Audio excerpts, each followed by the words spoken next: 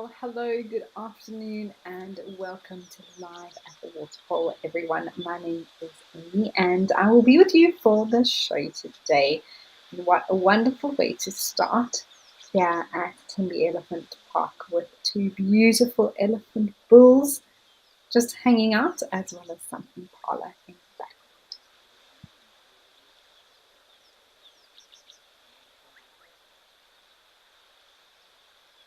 Now, remember, everybody, that this is a live and interactive show, and I would love to hear from you. So please do make sure that you send through your comments and questions to me.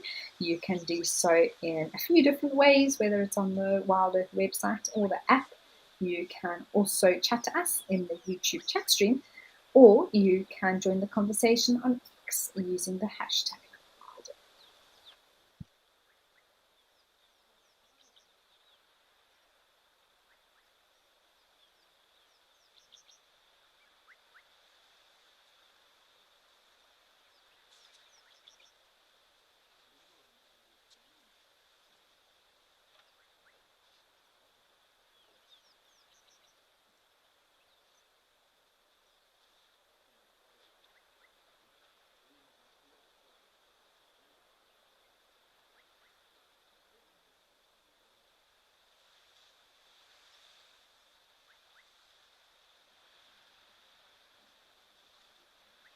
Now it looks like it's quite overcast today in this spot. Maybe some rain has come here as well. At the moment, though, I don't see any raindrops falling. Unlike Juma, where plenty of rain has fallen today. That is where I am based at the moment, and also where our dam camp broadcast live from 24 hours a day, and it is incredible how the water holes have filled up in a matter just probably about 3 hours, from 5:30 a.m. to 8:30 a.m. this morning.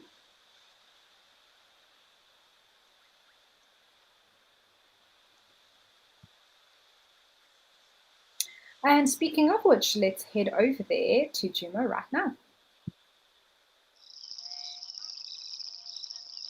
And here we are. The rain is still falling, just not nearly as hard as it did this morning, and it's really quite remarkable. There's just water everywhere.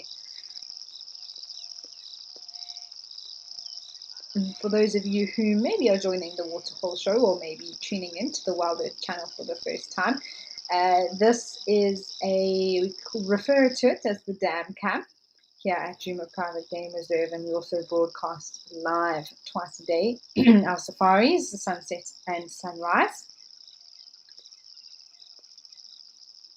And this morning the clouds burst, and I don't know exactly how many mils has fallen right now. I'm sure we're nearing 100 mils. It feels like that anyway. There's just streams of water flowing and all arriving here at this beautiful waterhole. That was, I don't want to say completely empty, but it was just a pool. I actually went past there this morning. In the first half an hour of drive before it started raining. We went up on the dam wall, and it was just a small pool at the sort of the middle part of the waterhole. And within 3 hours, this waterhole has basically burst its banks almost.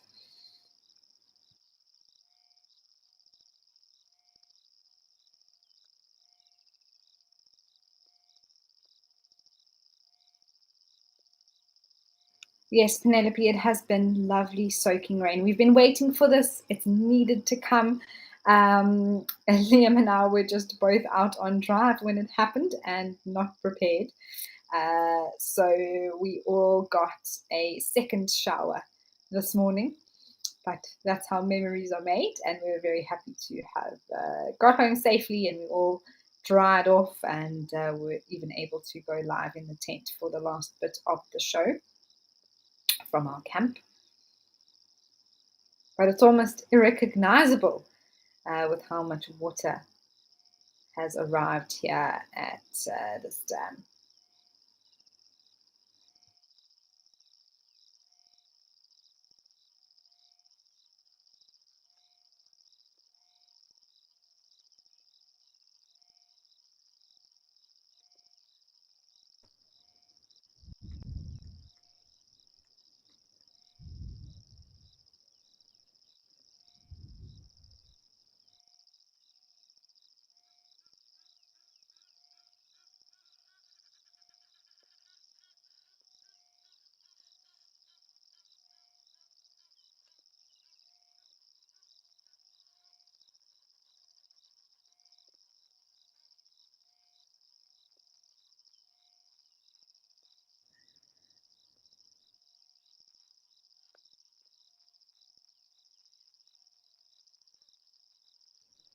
But it is beautiful. It's beautiful to see rain like this, to see dry riverbeds flowing again, to see the soil just bursting with life and much needed rain that's going to fill up these water holes heading into the dry season later in the year.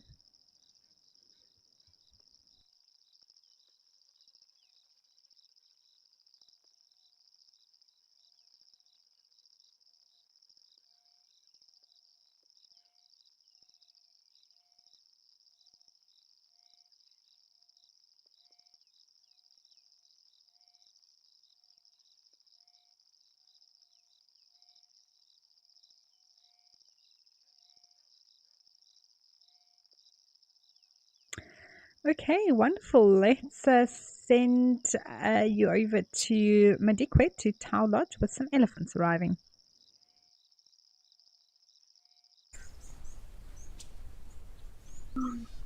This place has transformed as well. Goodness me, I haven't been here in the last 2 days that I've been doing the show.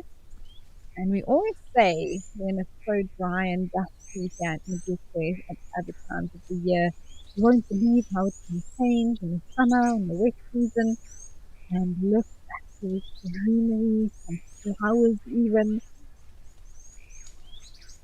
This must be one of the greatest before and after shots that one could have.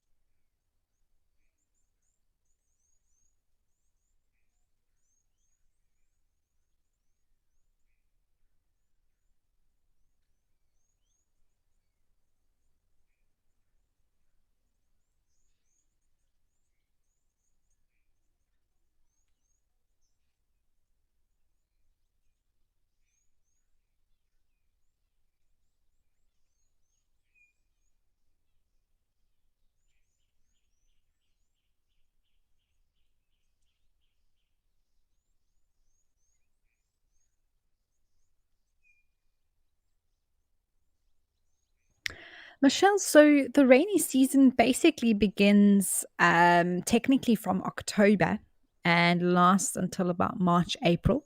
But this time now, January, February, is generally, especially in the low veld, where we see our highest rainfall. Other areas may see more rain at other months in the rainy season, but for the eastern part, central eastern part of South Africa, the summer is the wet season. In the Western Cape of South Africa, for example, one of the locations we have as part of the show is called Stony Point in Betty's Bay, which is along the sort of western part of the southern coast of South Africa. Uh, and that has a winter rainfall, which means that they have their wet season in the wintertime and actually have a much drier summer in comparison to the eastern part of South Africa. And that all has to do with the oceans and the land formations that accompany that. So it's an interesting whole topic with regards to weather and climate. But the main influence is actually the oceans and the fact that there's a cold Benguela current that runs along the west coast of South Africa, and then the warmer Gullis that runs along the east, and that has a big impact on the fact that there's a summer rainfall on one side of the country and winter rainfall on the other.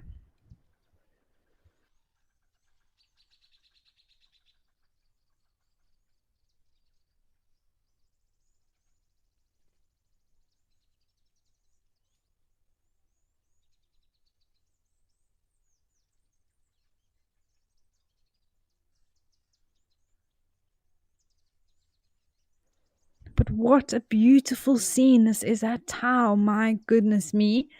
We've got such variety: Egyptian geese, impalas, a wildebeest there, and three elephant bulls meandering across the veldt.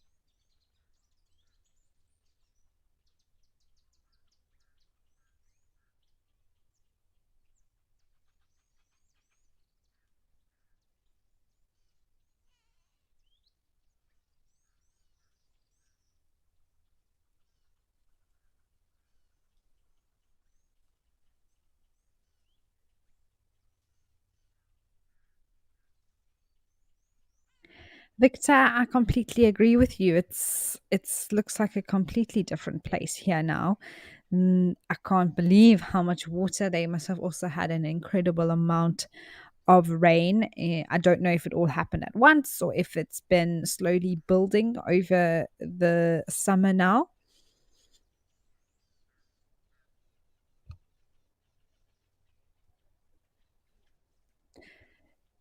Tumelo, rain definitely does affect birds' flight. That's for sure. Um, it is something that they have to compensate for. And often we find, depending on the harshness of the rain. So, a drizzle is fine. We see birds moving and they still have to eat and find food. And they can't, luckily, generally rain ebbs and flows. And when it lightens up, you'll see the birds start to move. Even here at Juma, I've seen starlings outside. We've seen woodland kingfishers on the dam cam already, hunting and finding food.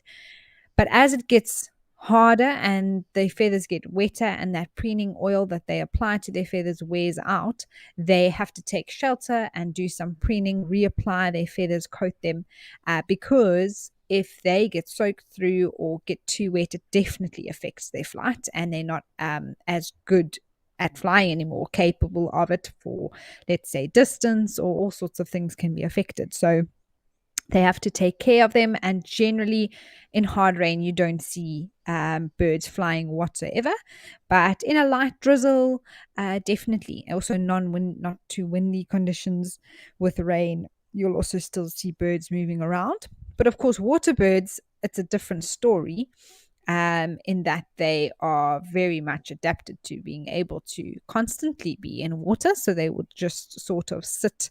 I don't know if these Egyptian geese, for example, would have to move too much. They would probably be well waterproofed. However, if they had to sort of fly and I guess open their feathers and expose them, the inner feathers, to the wet, that would also mean that they would need to be preening them as well to get back into good flying condition. Oh my word, were those impala lambs chasing the Egyptian geese? I can't tell if the Egyptian geese were chasing those. No, those aren't Egyptian geese. I think that's South African shell ducks. That was fascinating. Look, it's a female shell duck there with the white face.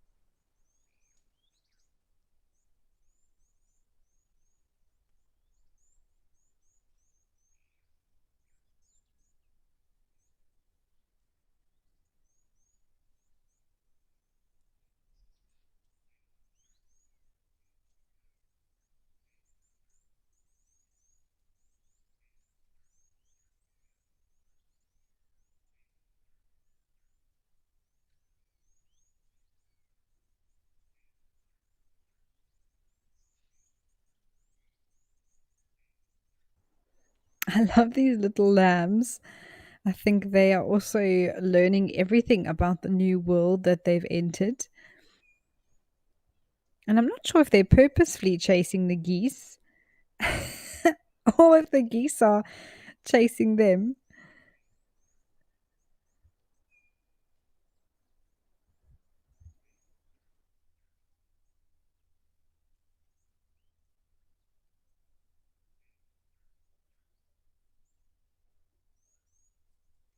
I think it is. It's very curious.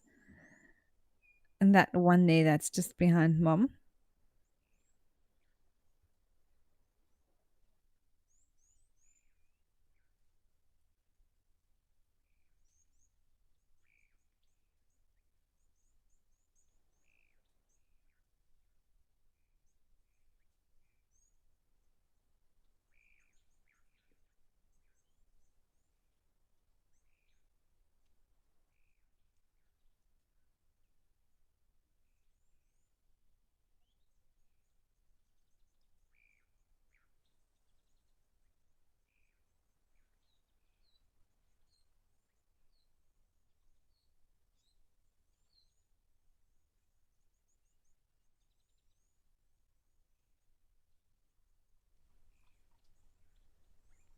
Looks like there's an Egyptian goose having a drink on the left there.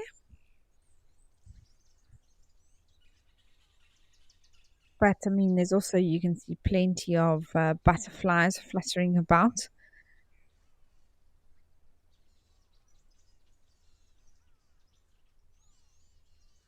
Maybe a common moorhen, I think, standing there. So there's just so much life there was always life around the waterhole, especially in the dry season. Animals tend to congregate around the water because there's so little of it available.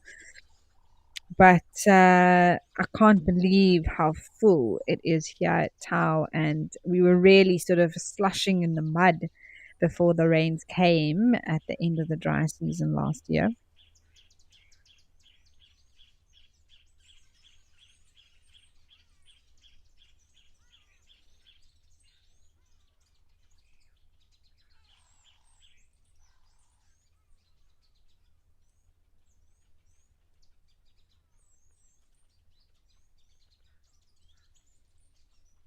Oh, look at these two. There's a young one that's basically now just over a year old, and a little new lamb. The one was having a bit of a tussle with the little one. I suppose they all have to learn.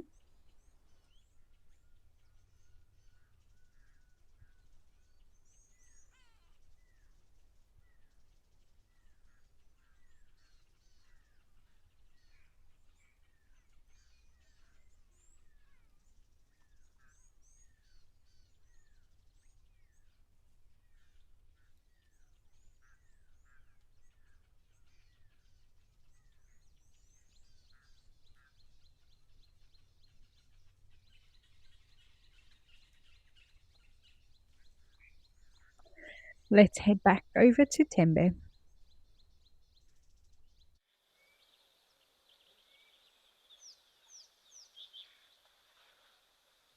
Looks like this boy's decided to start splashing himself with mud. There we go.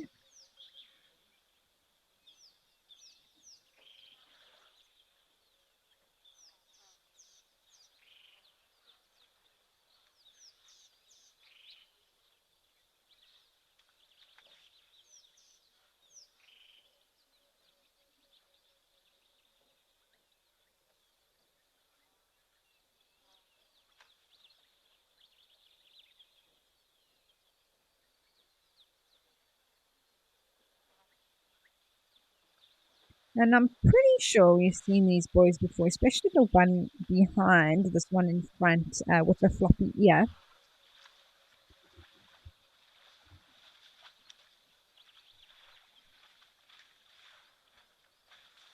You can see now he's using his foot to sort of mix up that water, make it more muddy, get to the right consistency, and then splash it on himself.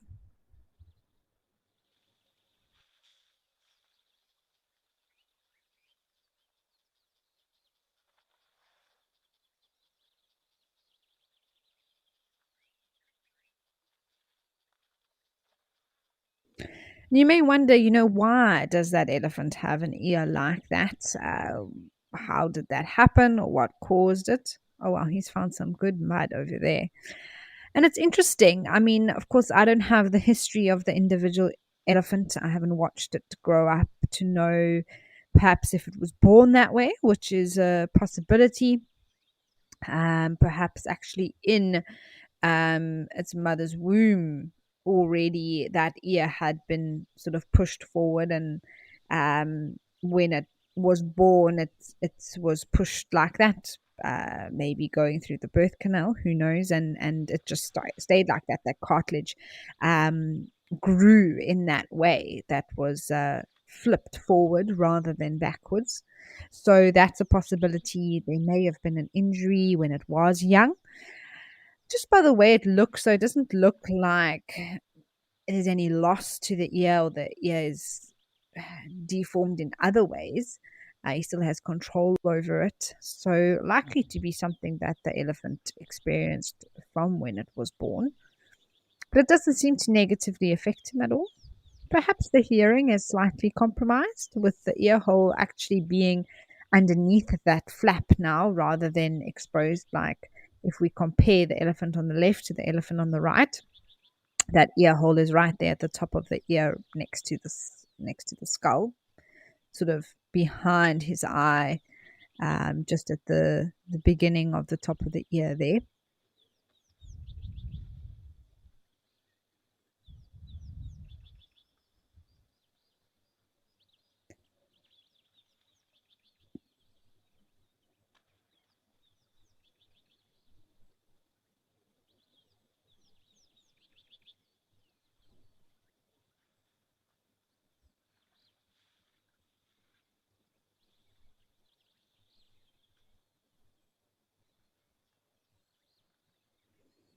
Yvonne, yes, I also love to see them when they rest their trunks like that. It often happens with these big boys after they've had a drink or a mud bath, and then they have a bit of a snooze, and they completely relax their trunks.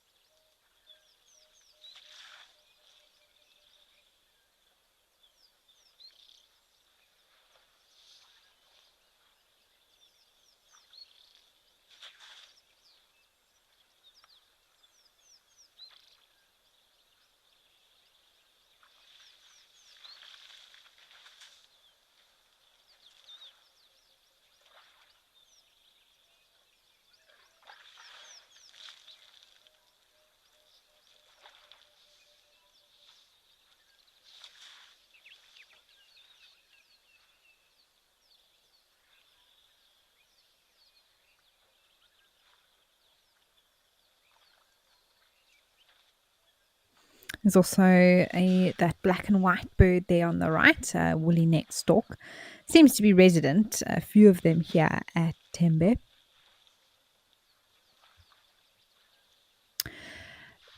Jackson, that is a great question. And I did mention with that ear that's flopped forward. I think maybe the hearing is somewhat affected. I don't know if he's lost hearing completely. I don't think so. I think that is just the cartilage that's flapped forward instead of backwards, bent forwards rather than, straight up. Compared to, you can see what the normal elephant ear on the other side, or this other bull that has non-affected ears. But I think the actual hearing, the ear opening and the ear canal and all of that should be working fine. It's, of course, we can't see underneath there, so it's impossible for me to say for sure. But if it is just that the cartilage is flat forward, the ear underneath should be fine. But yes, I would say physiologically, there's less sound that can enter that ear because of the flap that is over it. But I don't think he's lost hearing completely if that ear is still fully functional inside. And he's, grown to this size, which is a pretty good size already. And he's been able to function and live well without it being to his detriment so far.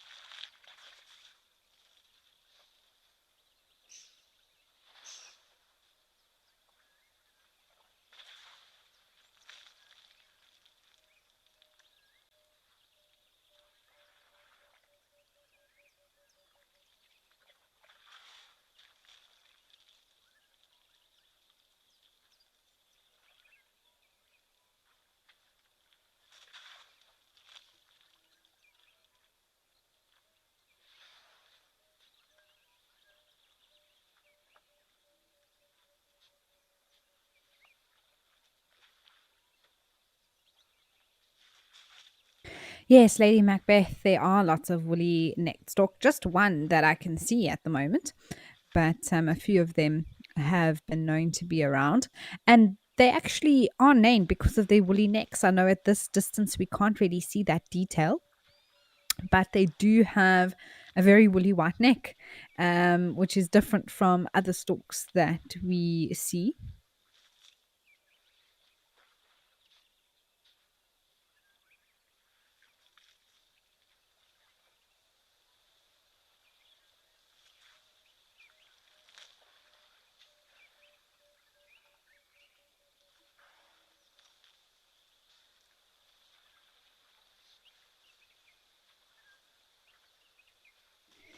Penelope, you say that you think a lot more rain is still coming with the cyclone off the coast of Mozambique going to hit the mainland relatively soon.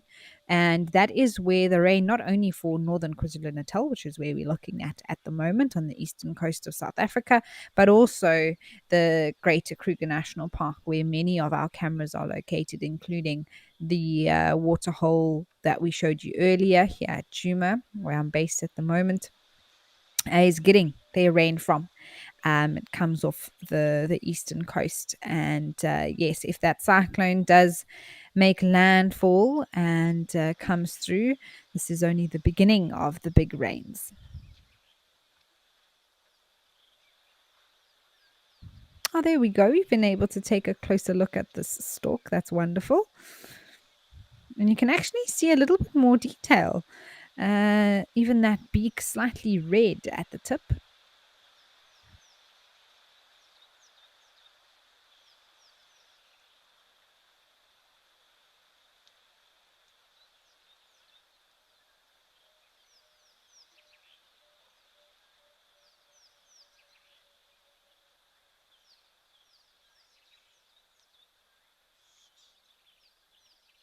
All right, we are about to head over to Victoria Falls to some vouchers.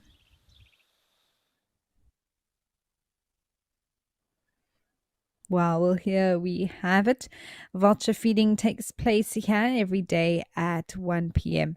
And you can see the leftovers coming to be brought through, some of the offcuts and that as part of the vulture feeding program, which helps these incredibly endangered birds, which are, oh my word, look at that.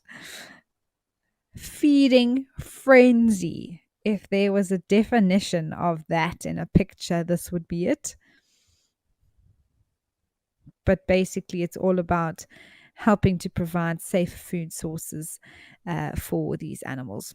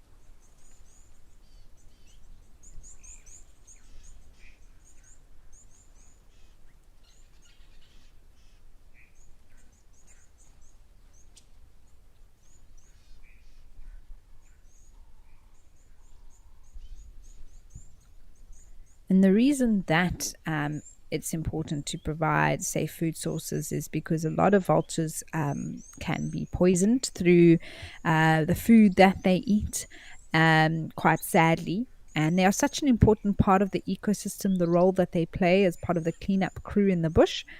And all the vulture species are threatened or endangered or even critically endangered on the IUCN list. And a lot of it has to do with the availability of nesting sites for these birds. A lot of it is linked to cultural beliefs around them and them being used for uh, traditional ceremonies or beliefs to be able to give one specific abilities or powers, or just being seen as a sort of a symbol that's linked to a lot of death and negative connotations that vultures have. But the fact of the matter is that they are amazing birds, they are important birds, and we need to try and protect them. So here at Vic Falls Safari Lodge, they feed every day at 1 p.m. And basically the offcuts from the meat and carcasses and things like that from the kitchen that they then send through or put out, as you saw that gentleman doing. And the birds are ever grateful. There is a few non-vulture birds here. You can see the bigger sort of grey-blue ones are the marabou storks that come to eat.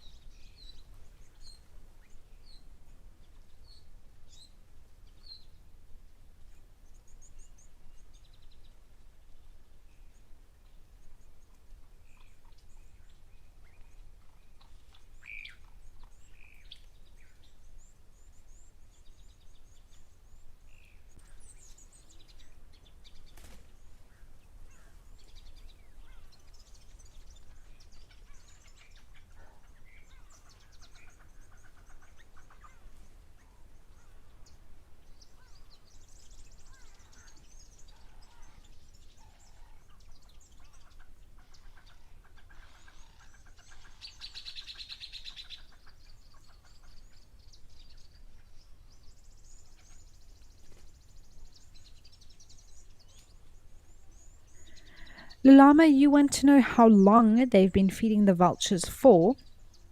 I'm not actually sure when the first initiative started, but it has been a good few years, I believe. I think possibly for many years actually that they've been doing. I'll try and find out if there is a specific date that I can find out when they started the program.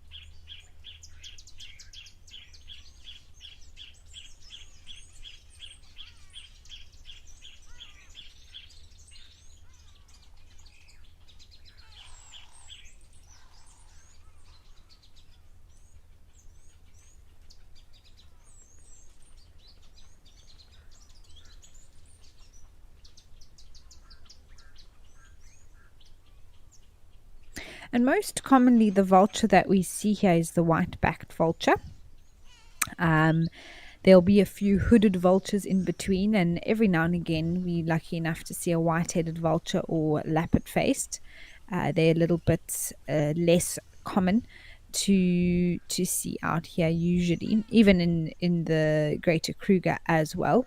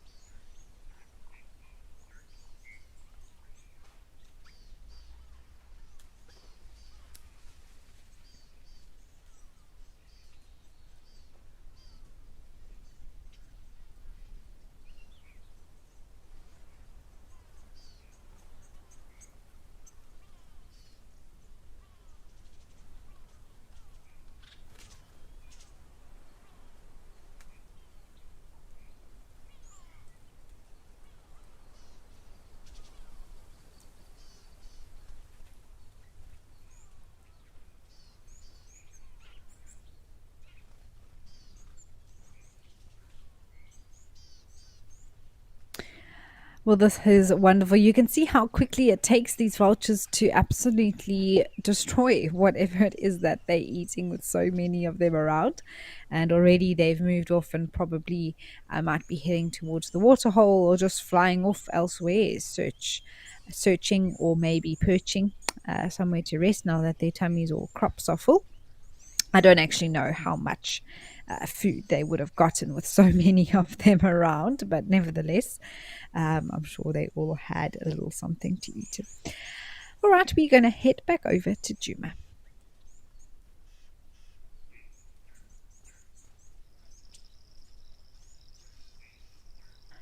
Oh, lovely. This is such a beautiful scene. I'm so glad that the wildebeest and impala, as well as some baboons, have all decided to come down to the waterhole here at Juma.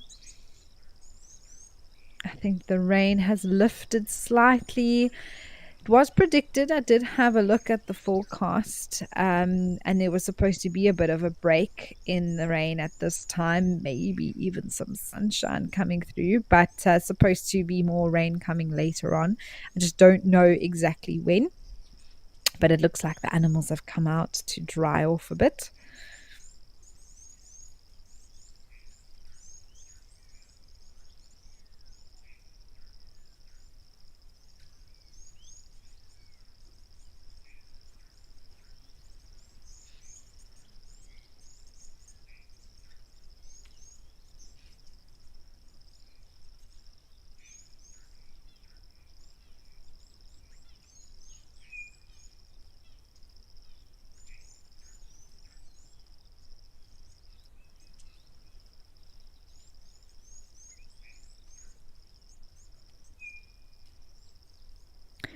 And it's a wonderful time of year with plenty of babies around, both impalas and wildebeest having their young in November and December. And I can't believe how big those wildebeest babies are already, changing color, not brown anymore, but changing into dark, more charcoal color, which happens in the first sort of 6 weeks to 8 weeks of life. The impala lambs are also growing. They don't even look like lambs anymore.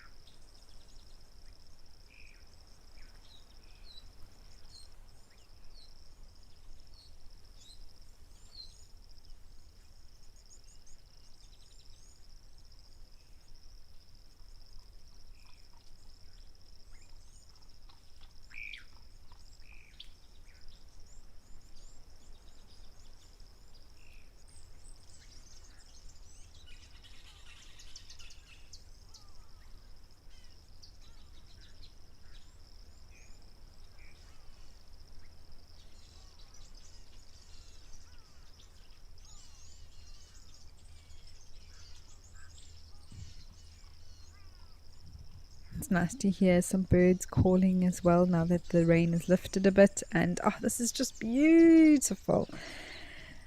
I'm sure these animals are happy to be here out in the open. They've come out from whatever shelter I suppose they took under trees and things like that in the rain.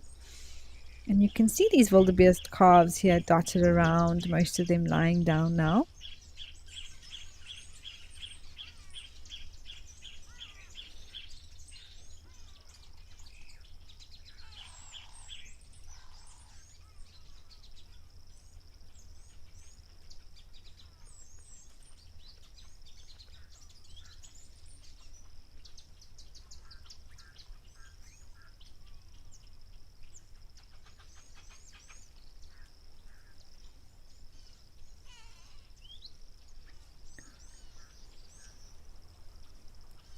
You can see they're basically ruminating now.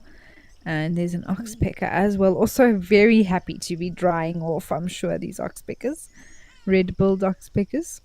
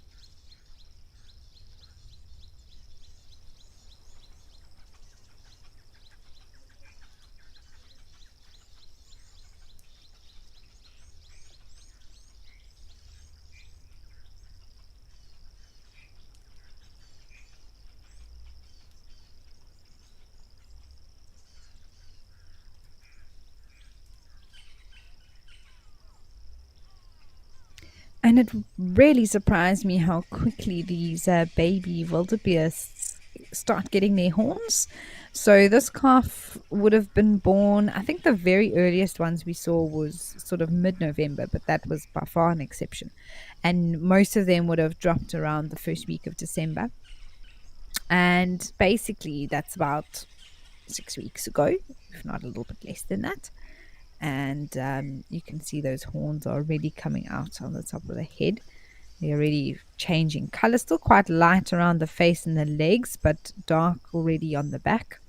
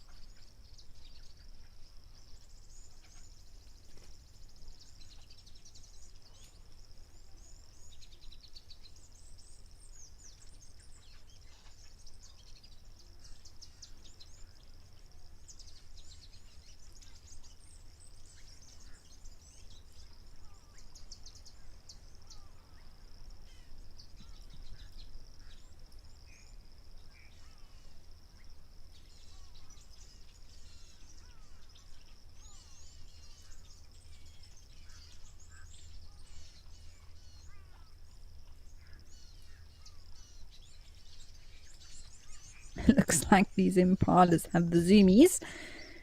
We like to refer to them when they've got some ants in their pants and they're running around.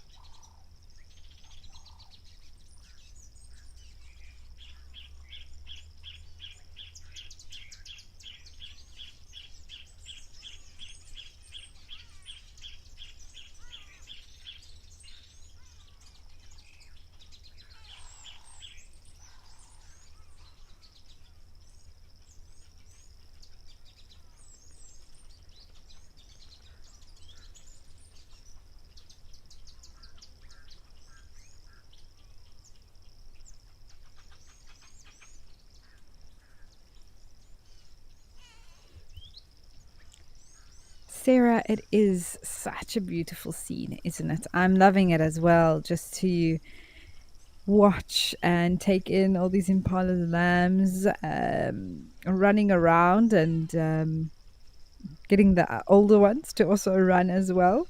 I think it's just this instinctual reaction that they have when they see something that running. They're like, "Oh, I need to run too." Wild at heart, gobsmacked is a word that is very appropriate at this moment. I mean, when we had panned to the right there and we were looking at the dam wall. I mean, if it rains again this afternoon, I'm sure that water is going to go right over the dam wall and flow down the Mawati. That would be quite something to witness.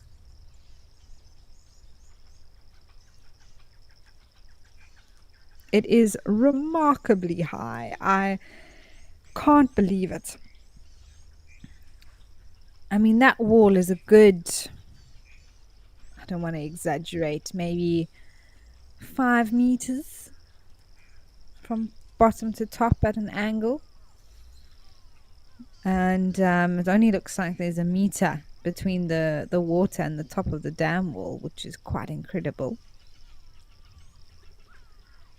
We've almost got another pan that's formed right here in front of this log.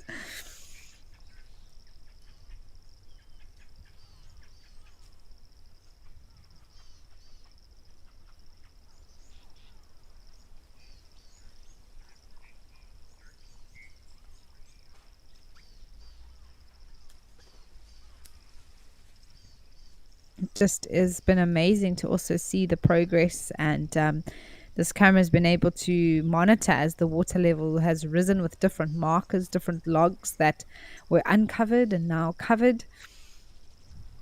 And the thing is, it doesn't have to be raining here for water to actually flow into the river. Or into the dam, sorry, into this waterhole. It could be raining in other parts, and all the little tributaries eventually flow the drainage lines and end up in a particular point. So it's sort of a collection point for the greater area around Juma as well.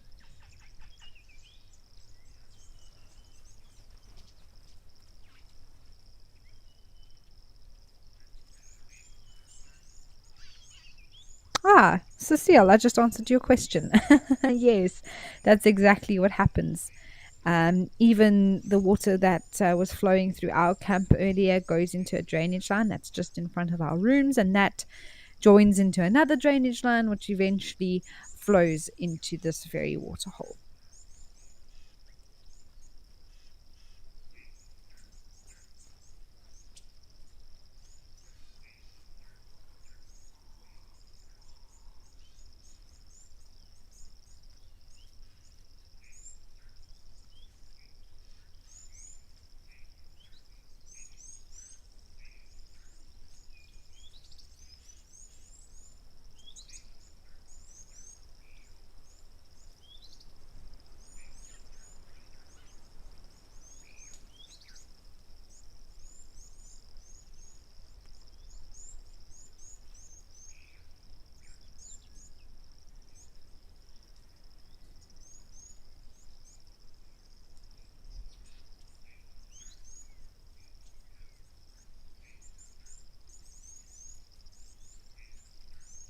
The animals must be so happy. They've been waiting for this day to come. I don't know how much they register. I mean, of course, they can see and feel a difference.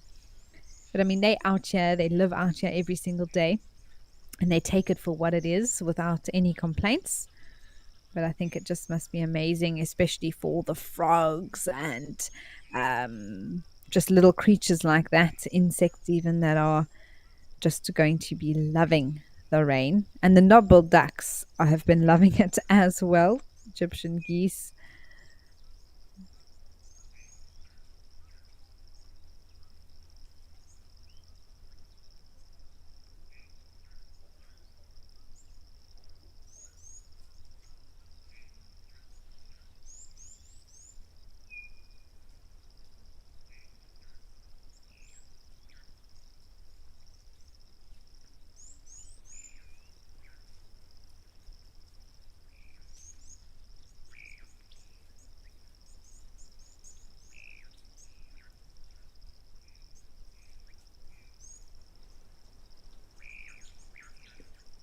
I wonder if this zooming around here by these little ones is just excitement, maybe.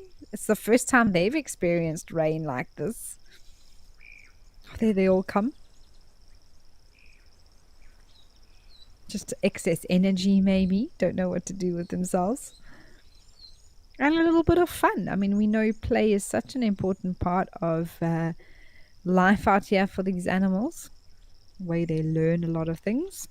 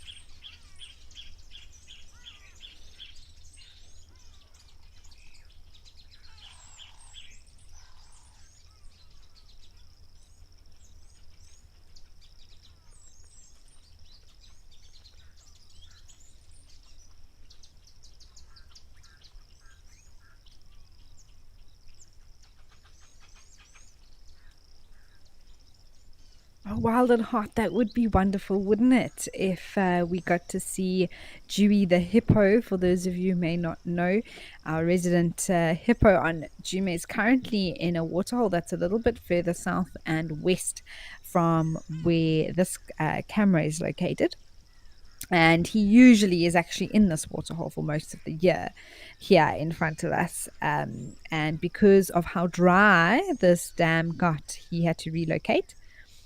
So who knows? He has been coming out during the day recently to feed with the cooler weather. So I'd love to see him arrive here during the Live at the Waterhole show.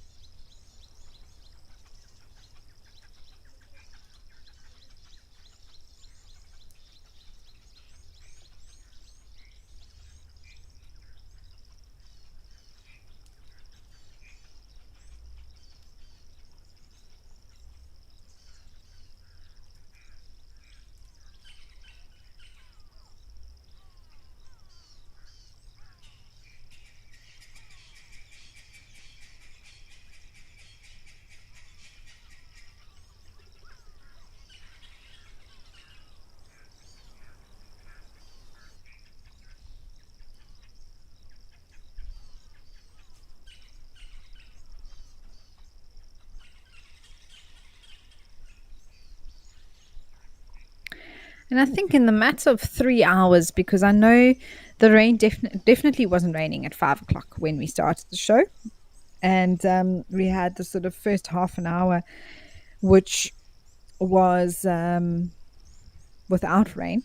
Oh my word, these impalas are literally frolicking, I think is the word. And we came past this, so we drove over the dam wall, and there was just a little puddle like it's been for the last few weeks, I suppose, in the middle. And literally by 8:30,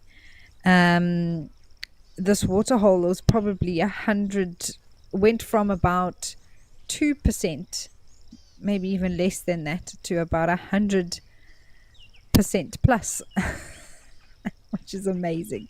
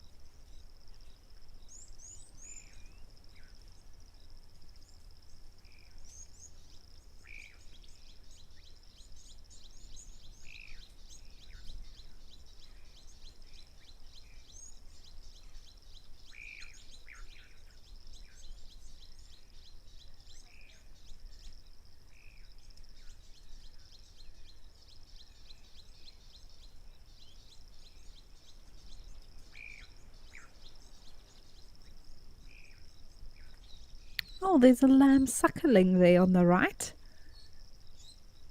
And impala lambs still suckle for a while. I mean, they'll be definitely eating grass now, but it'll be a mixture of milk and grass for a good few months still.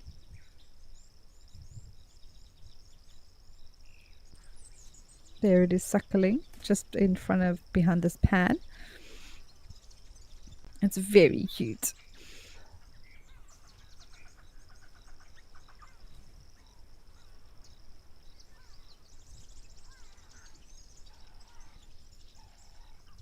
And then mom was done. She just decided to walk away.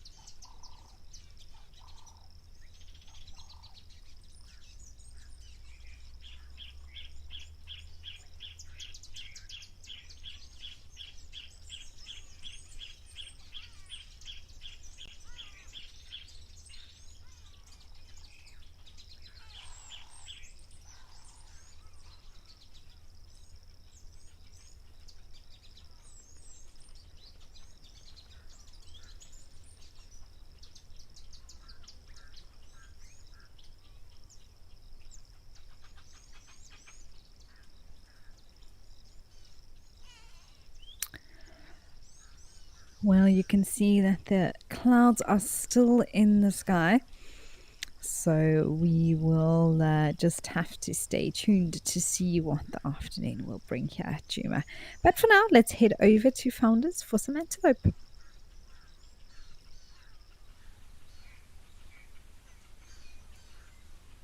Oh, beautiful. Not something I think we've seen here before. Well, I haven't. It looks like it's a blessed buck.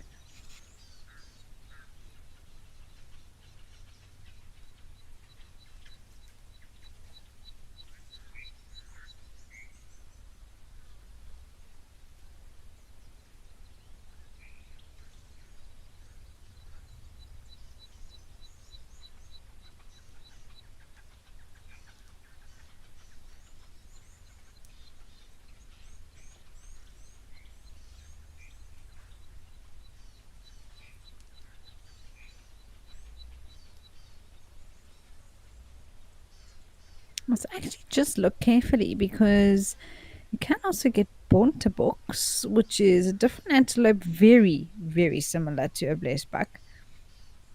They have slightly more white on the belly, which just have to check. But they do look very similar, and I'm not actually. I must just check if this particular reserve has Bontebok. Otherwise, it's definitely a blessed buck.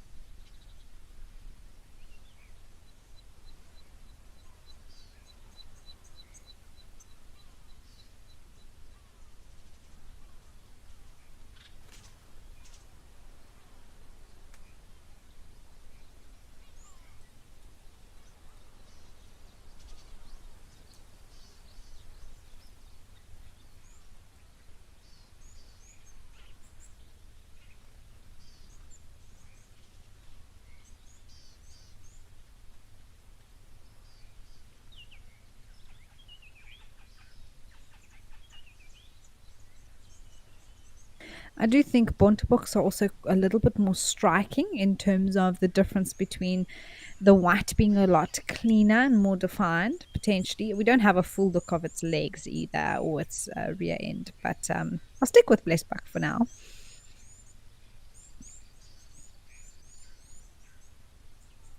Both the males and the females also have horns, so this could be either.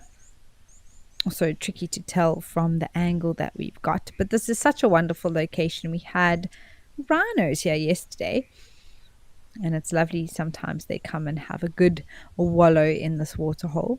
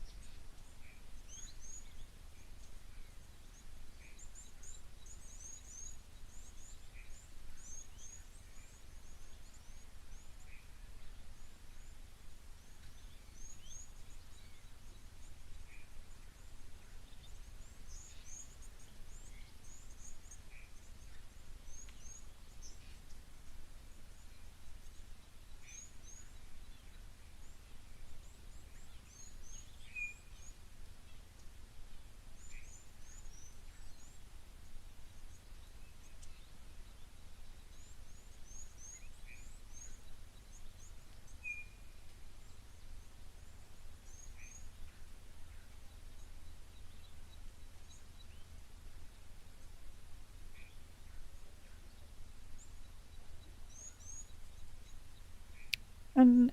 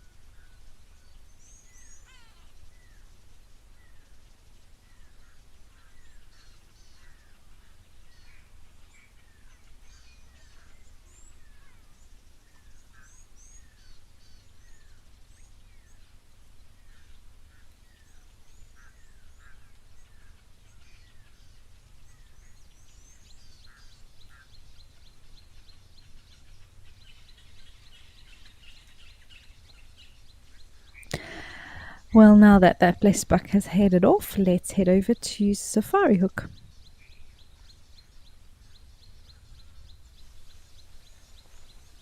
Oh, lovely. Always nice to see the sun shining again as well. There's some zebra here and some looks to be red hartebeest.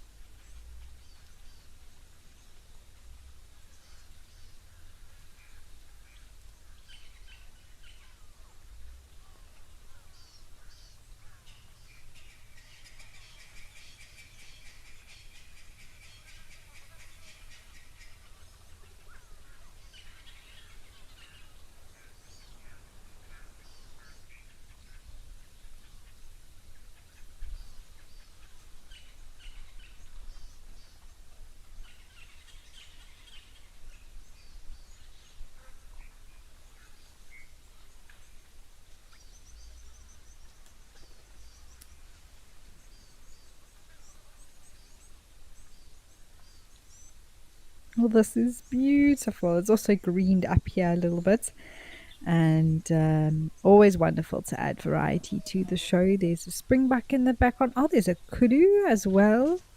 Wow, it's all happening here at this time with the animals coming for a drink.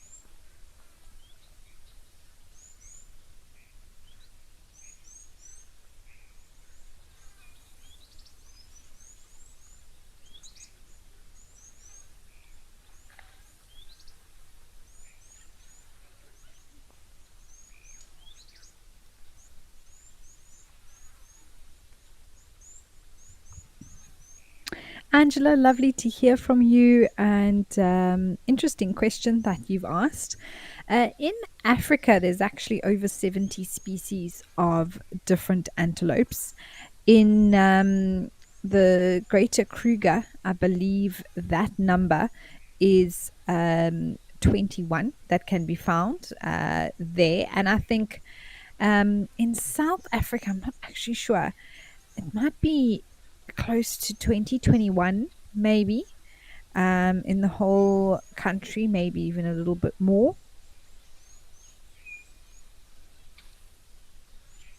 But there are a few different ones, especially, we often don't think of some of the smaller, more rare antelopes altogether. They add up to quite a number, I think, maybe even closer to 30 in South Africa. But for the whole of the continent, it's over 70, I think 72, somewhere between 72 and 77.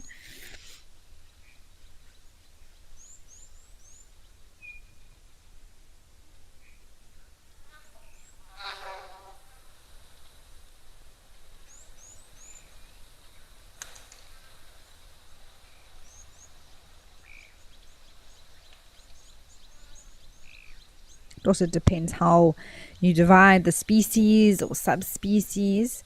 But I think 72 is the accepted number for Africa.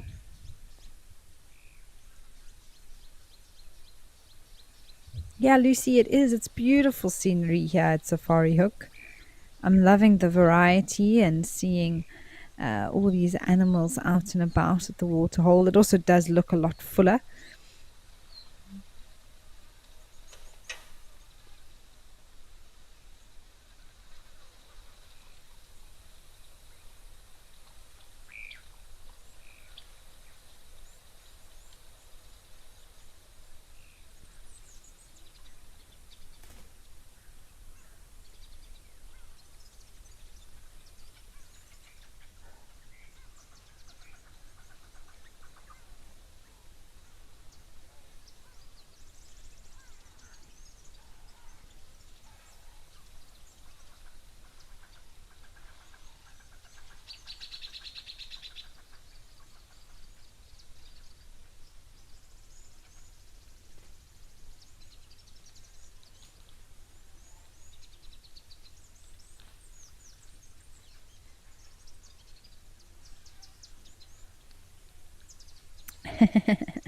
I also love how they go down on their knees to drink. Just being able to get a little bit lower down, closer to the water.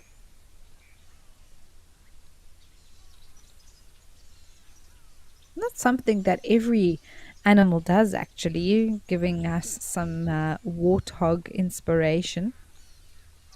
They often are on their knees feeding.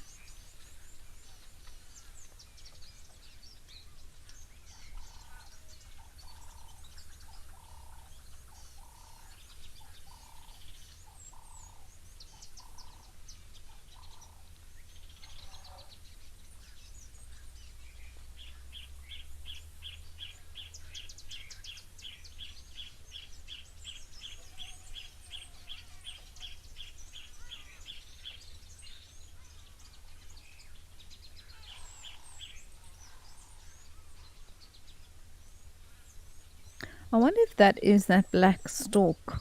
Ooh, I think it is. That's a resident here at this waterhole. We often see it busy doing its thing.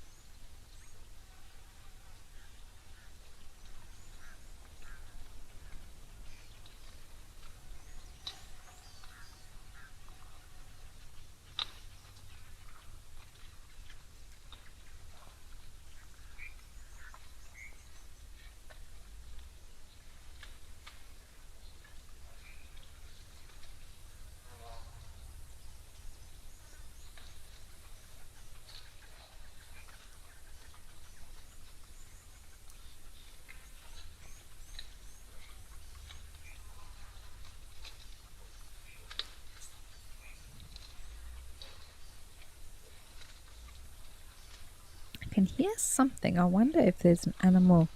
Oh, there's a waterbuck. I wonder if that's what I was hearing. Wow, so many different antelopes around here at Safari Hook today. It's fantastic.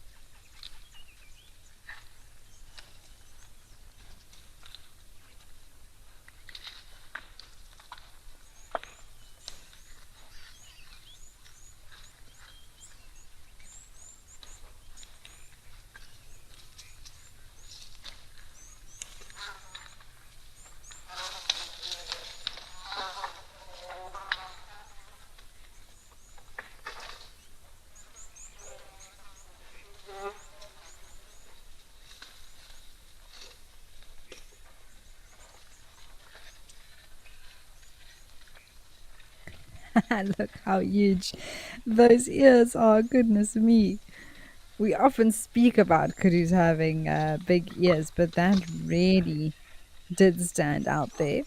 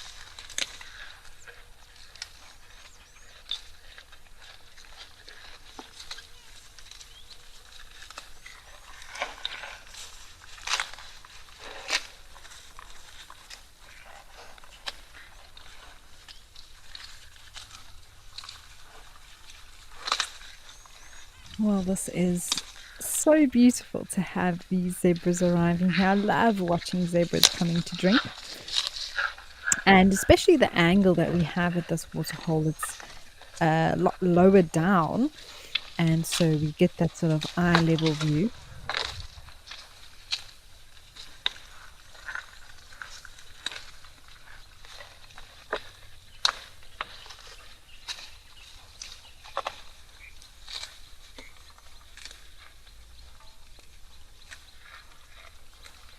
Ah, I've been wondering what has been making a noise so close to the camera, and now I have my answer. It looks like there are two young male waterbucks that are feeding right here, munching on some of the greenery that's around.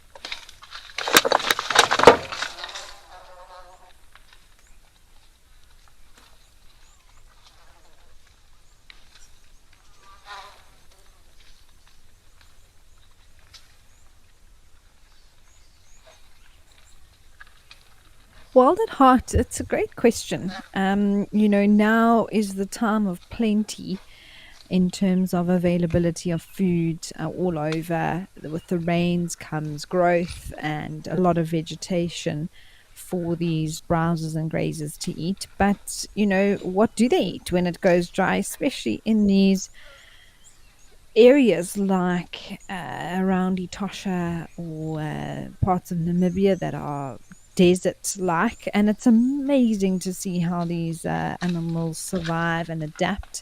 There are sometimes smaller reserves that actually do have to put out a supplementary feeding, like Lucerne, as part of taking care of the well-being of the animals, because we have conservation areas that are fenced off, and they can't go and just move freely around to go and get more food. And so that does lead to certain supplements being added. Even here, we saw that Springbuck earlier was sort of licking a rock, and sometimes salt licks are put out to just compensate for sodium that's needed and lacking in the environment during certain times of the year.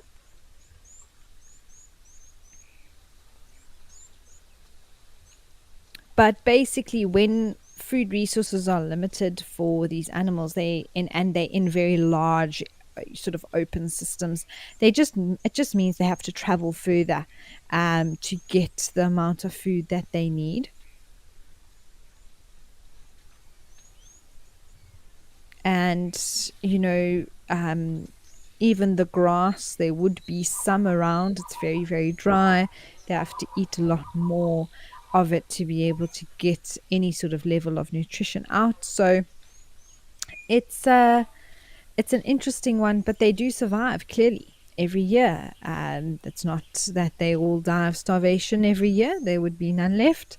So there are ways and means that these animals adapt and able to get through the dry season, even in some of the harshest conditions.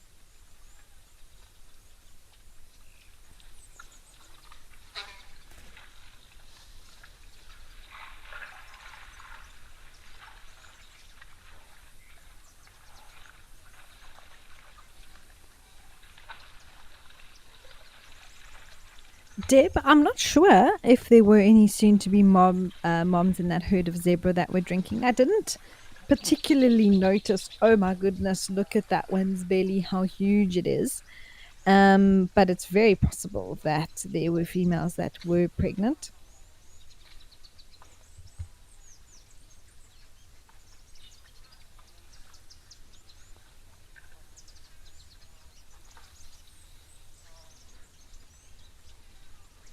The gestation period for zebras is 11 months, which is basically a year, just less.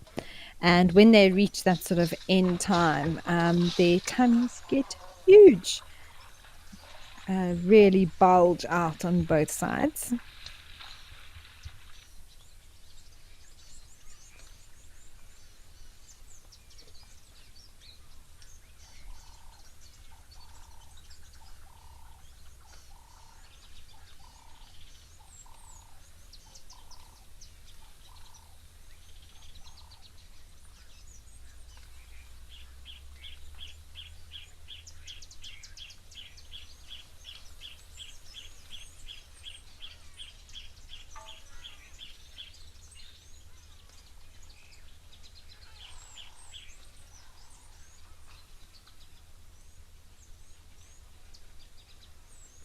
Oh, lovely. Let's head over to everyone's favorite, Stony Point, for some penguins.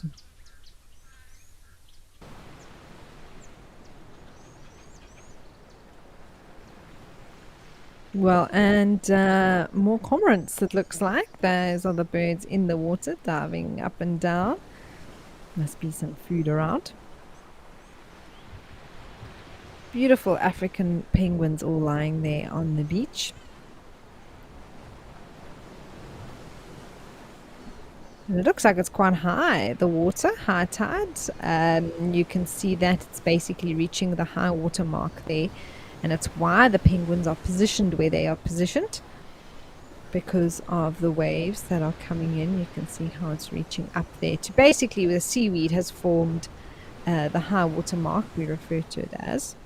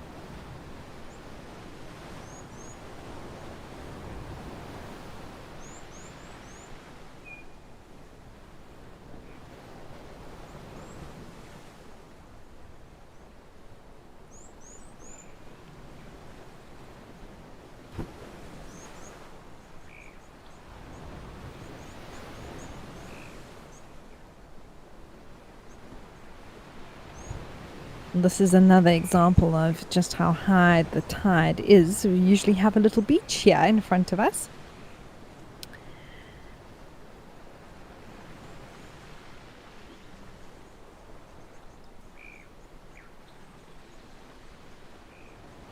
There's also normally some dassies around, very cute, that we have enjoyed watching.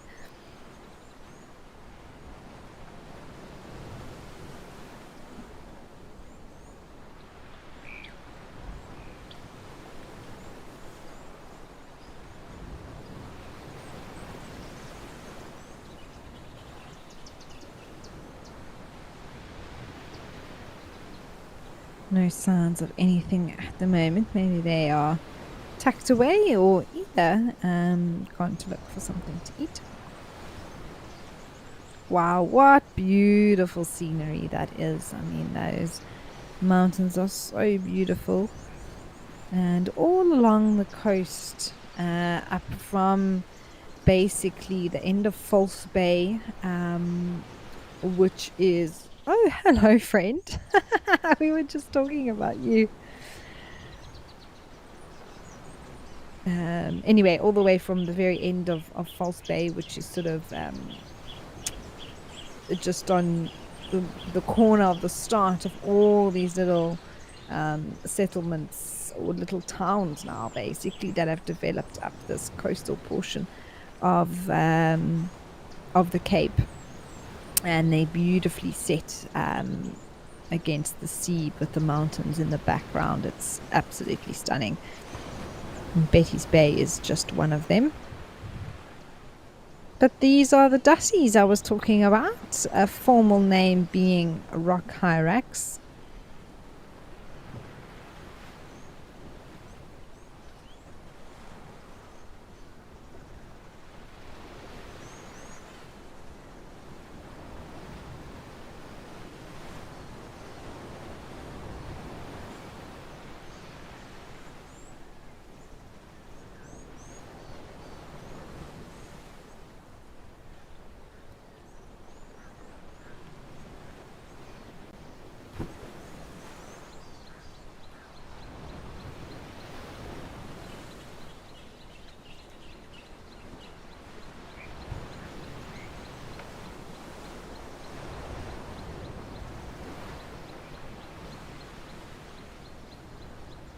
This is such a beautiful scene, my goodness me.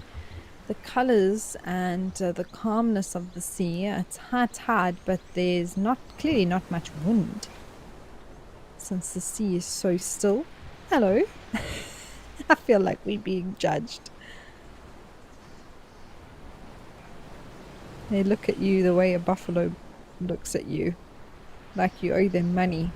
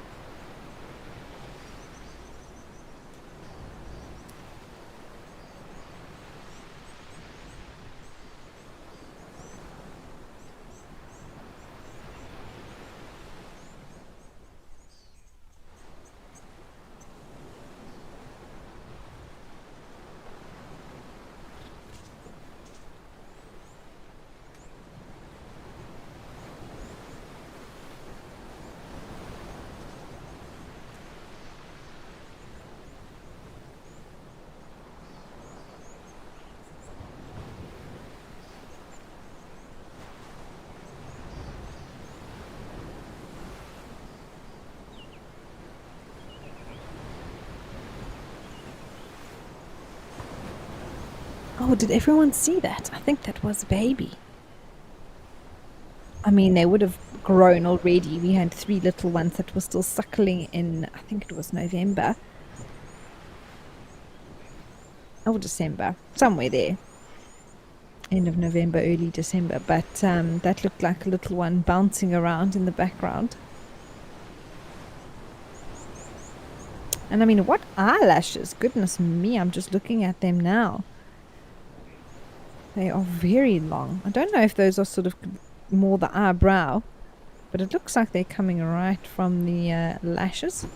And any sort of very long hairs like that on these animals is all to do with sort of feeling things that are coming close to their face.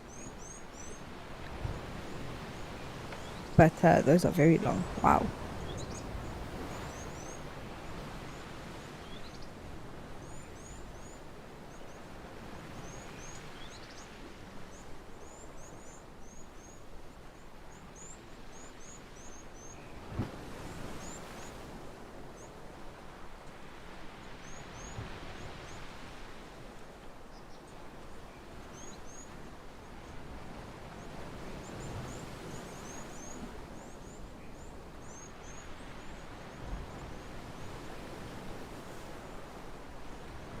I don't think I've ever had such a close look at a Tussie's face before, I must be honest. You can see those long sort of hairs now branching out from on top of the eye.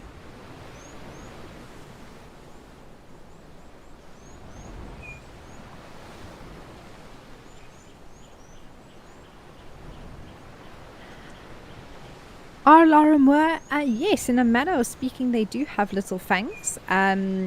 It's sort of these canines that are quite sharp, that dental structures that stick out. We can't see them on this individual, but if it was to yawn again, we may be able to see those little sort of tusk like structures that are in the mouth. So, one of the things that links them to the African elephant.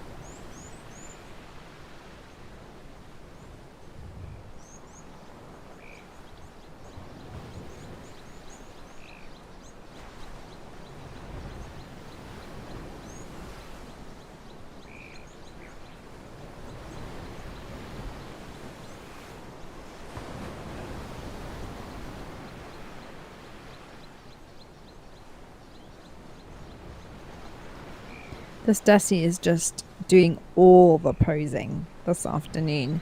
It's like, just get me on my good side, please.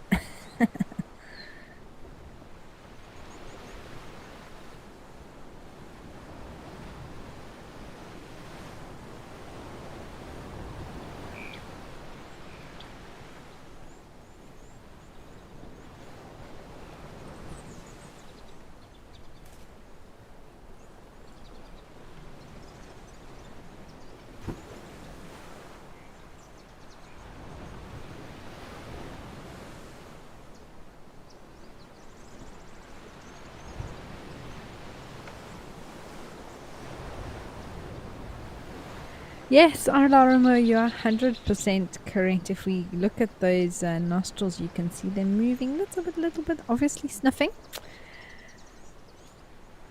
Trying to detect something.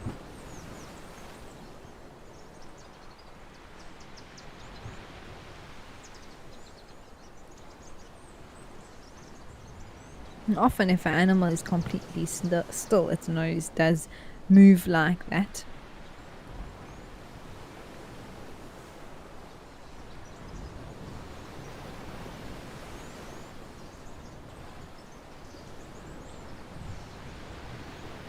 Hello, little one. That was cute.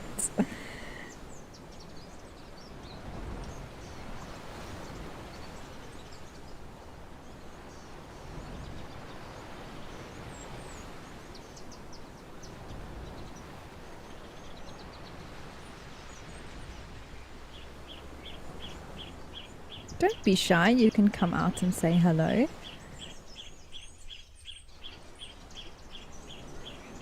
This may very well be the mom on top and one of her little ones behind there.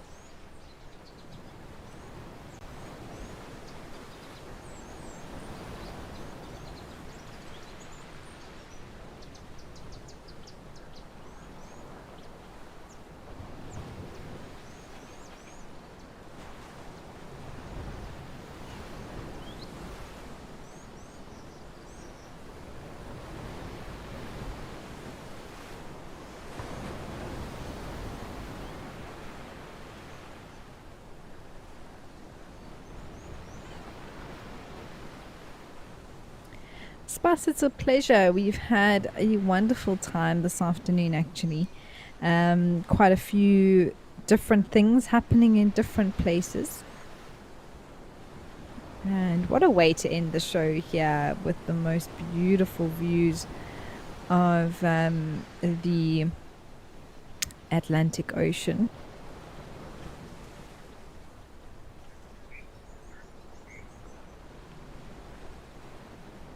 And the Dussies, of course. It's amazing. It's just been looking that way the entire, well, not the entire time. Oh, there we go. There's a bit of movement. Convinced there's nothing to worry about, clearly.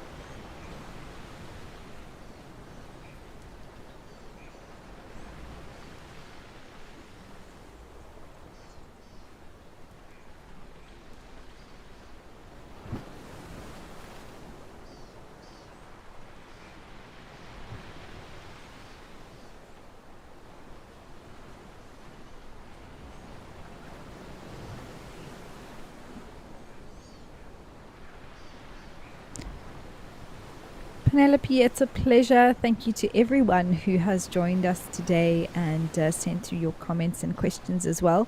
It was wonderful to have you all on board. I'm so glad we got to have such a lovely show, some great sightings along the way. And yes, fingers crossed for this afternoon. No idea what the weather will do. It could either hold off or not. We'll also just assess the condition of the roads, which is also important, to see if we can get out there this afternoon. But nevertheless, I hope I will see you all a little bit later on. 4 p.m. is our sunset safari right here on Wild Earth, but the Waterhole show will be back tomorrow, that is for sure. Same time, same place, and I'll once again be with you, so I'm looking forward to that. And another relaxing 2 hours where we get to hang out and just enjoy the sights and sounds of nature.